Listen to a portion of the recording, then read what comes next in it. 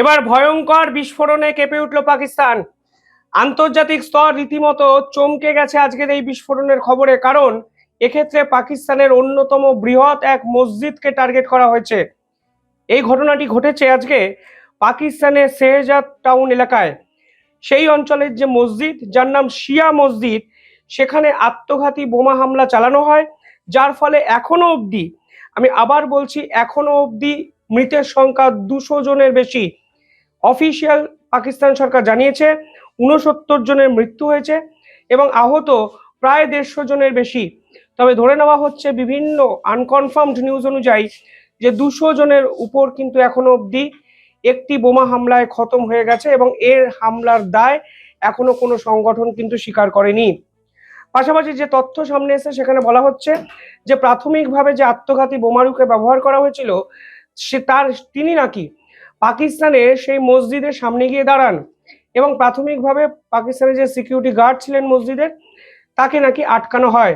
এবং আজকে যেহেতু শুক্রবার, আপনারা জানেন নামাজ পড়ার অত্যন্ত গুরুত্বপূর্ণ একটি দিন, সে সময় সেই মসজিদে কাতারে কাতারে মানুষ কিন্তু ভিড় করেছিলেন এবং গার্ড যখন সেই ব্যক্তিকে থামান তখনই কিন্তু সেই বোমাটি ফেটে যায় এবং এর ফলে চারিদিকে ছড়িয়ে ছিটিয়ে পড়ে দেহাংশ এবং লণ্ডভণ্ড হয়ে যায় পুরো মসজিদ এলাকা। এখনো অবধি যে খবর সামনে আসছে সেখানে বলা হচ্ছে ইসলামাবাদের যে শহরে এই বিক্ষোভ মানে এই বিস্ফোরণ হয়েছে, সেখানে এমার্জেন্সির ঘোষণা করে দেওয়া হয়েছে এবং আপাতত 144 ধারা পাকিস্তান সরকার ঘোষণা করেছে। তবে এখনো অবধি সমস্ত ডেড বডিকে তারা উদ্ধার করতে পারেনি।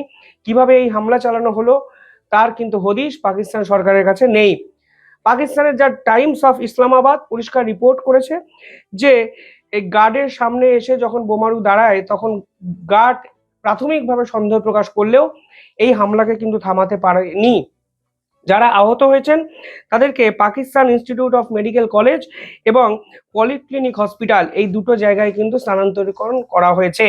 তবে শেষ এক সপ্তাহে এই নিয়ে পাকিস্তানে লাগাতার এটি প্রায় 50তম বিস্ফোরণ আপনারা ভাবতে পারেন, যে বিস্ফোরণে পাকিস্তানের আসিফ মুনির রীতিমতো কিন্তু চমকে গেছে।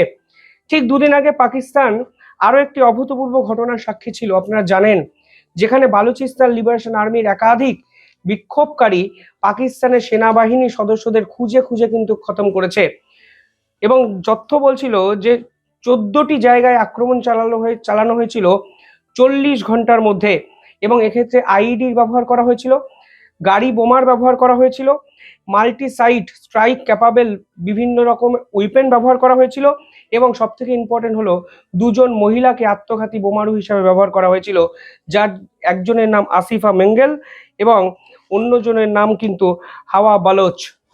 আমাকে কমেন্টে অনেকেই জিজ্ঞাসা করেন যে ইনকাম কিভাবে বাড়ানো সম্ভব। এর জন্য আজ আমি একটি অ্যাপের সঙ্গে আপনাদের পরিচয় করিয়ে দিচ্ছি। সে অ্যাপটার নাম মার্কেটউলফ। মার্কেটউলফ হলো একটি সেবি রেজিস্টার্ড অ্যাপ, যেখানে আপনি লগ ইন করে খুব সহজেই ইনকাম বাড়াতে পারেন। এবার আপনাদের দেখাচ্ছি এই মার্কেটউলফ অ্যাপ আপনারা কিভাবে ব্যবহার করতে পারেন।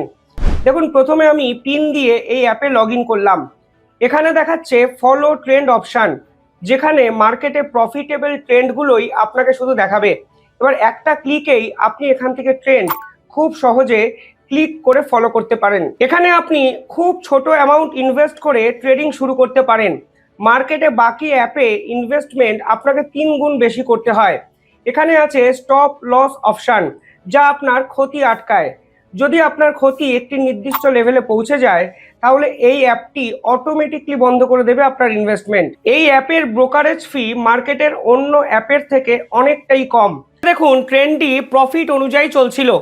এবার আমি স্টপ ট্রেন্ডে ক্লিক করলাম এবং খুব অল্প সময়ের মধ্যে 2065 টাকার প্রফিট এখানে কিন্তু বুক হয়ে গেল। আপনি এই পুরো ফেসিলিটিটি ব্যবহার করতে পারেন লাইফ টাইম মাত্র 99 টাকা পে করে। এছাড়াও বিভিন্ন কমোডিটিস যেমন গোল্ড, সিলভার, ন্যাচারাল গ্যাস, এগুলোরও ট্রেডিং আপনারা করতে পারেন সকাল 9টা থেকে রাত্রি 12টা অবধি। মার্কেটউলফ অ্যাপ আপনাদের কিন্তু ফ্রিতে রেকমেন্ডেশনও বিভিন্ন ক্ষেত্রে করে। এখানে দেখুন, ফেব্রুয়ারি মাসে মাত্র একদিনে 15,239 টাকা, ডিসেম্বরে 33,512 টাকা এবং শেষ এক বছরে 5,03,940 টাকার প্রফিট কিন্তু বুক হয়েছে। মার্কেটউলফ অ্যাপ আপনাদের থেকে কোনো ধরনের লাভের উপর কমিশন কিন্তু চার্জ করে না। আপনারা এই অ্যাপ ব্যবহার করতে পারেন 99 টাকা, তাও আবার লাইফ টাইমের জন্য। এবং এই অ্যাপ আপনারা ব্যবহার করতে পারেন সকাল 9টা থেকে রাত 12টা অবধি। 20 লাখের বেশি মানুষ এই অ্যাপকে কিন্তু ব্যবহার করেন। তাহলে আর দেরি কেন? আমার ডেসক্রিপশানে এবং পিন কমেন্টে এই অ্যাপের লিঙ্ক দেওয়া আছে, আপনারা ডাউনলোড করুন এবং ফিনান্সিয়াল জার্নি শুরু করুন। পরবর্তীকালে বালুচিস্তান লিবারেশন আর্মির পক্ষ থেকে জানানো হয়েছিল তারা প্রায় 200 জনের বেশি পাক সেনাকে খতম করেছে এবং আসিফা মঙ্গলকে তারা এক্ষেত্রে বীরের সম্মান জানিয়েছে, কারণ তিনি ভলেন্টিয়ারি সুসাইড বোম্বার হতে রাজি হয়েছিলেন। মজিদ ব্রিগেডের অন্যতম সদস্য আসিফা মঙ্গলকে নিয়ে আন্তর্জাতিক স্তরের মিডিয়াগুলো কিন্তু বিভিন্ন ধরনের খবর প্রচার করেছিল এবং 2023 সালের অক্টোবর মাসে তিনি বালুচিস্তান লিবারেশন আর্মির এই ফ্রন্টে যোগদান করেন এবং 2024 সালে তিনি নিজেকে আত্মঘাতী বোমারু হিসাবে স্বীকৃতি দেন। শুধু তাই নয়, কিছুদিন আগে মানে ঠিক 2 দিন আগে বালুচিস্তান লিবারেশন আর্মির 4টে brigade, Majeed brigade, Fatah brigade, Zirat brigade এবং STOS, এই 4টে ব্রিগেড একত্রে পাকিস্তানের অত্যন্ত গুরুত্বপূর্ণ অন্তত 16টি শহরে কিন্তু আক্রমণ চালায়, যার মধ্যে ইম্পর্টেন্ট শহর হলো কোয়েতা, এবং কোয়েতা হলো বালুচিস্তানের রাজধানী, এবং কোয়েতা থেকেই কিন্তু সেই আক্রমণ শুরু করে। পরবর্তীকালে তারা নসোকি, মাস্তুং, ডালবাদিন, কালাত, খারান, গোয়ারদার, পাসানি, তুম্প এবং বুলেদা, এই গুরুত্বপূর্ণ জায়গাগুলোতে কিন্তু আক্রমণ চালিয়েছিল।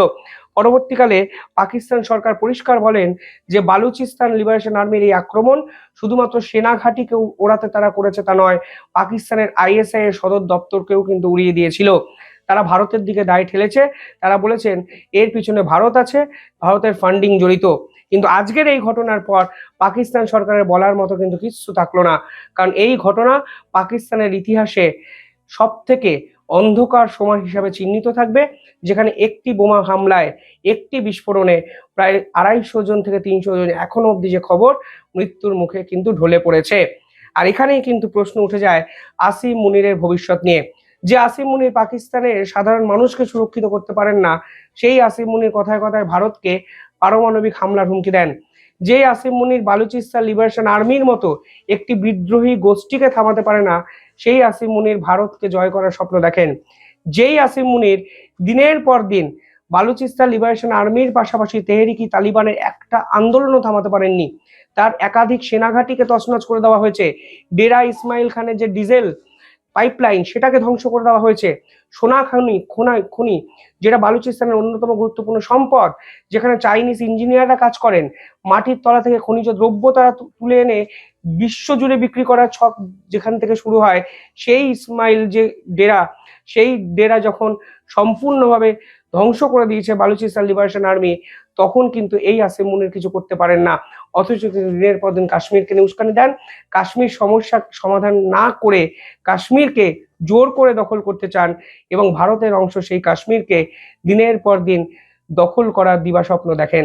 অথচ আজকে তাদের দেশের গুরুত্বপূর্ণ ইনফ্রাস্ট্রাকচার চোখের সামনে ধ্বংস হচ্ছে, যার সর্বশেষ সংযোজন এই পার্টিকুলার মসজিদ, যেখানে প্রায় 300 জনের বেশি পাকিস্তানি এখন কিন্তু মৃত্যুর মুখে ঢলে পড়লেন আত্মঘাতী বিস্ফোরণে।